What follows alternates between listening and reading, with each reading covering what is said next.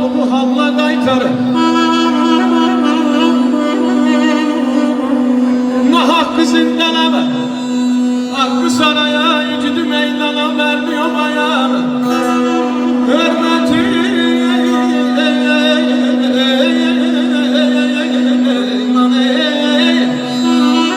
ayağını, hürmeti, izzeti atayana, abırı hayal celle qaytar.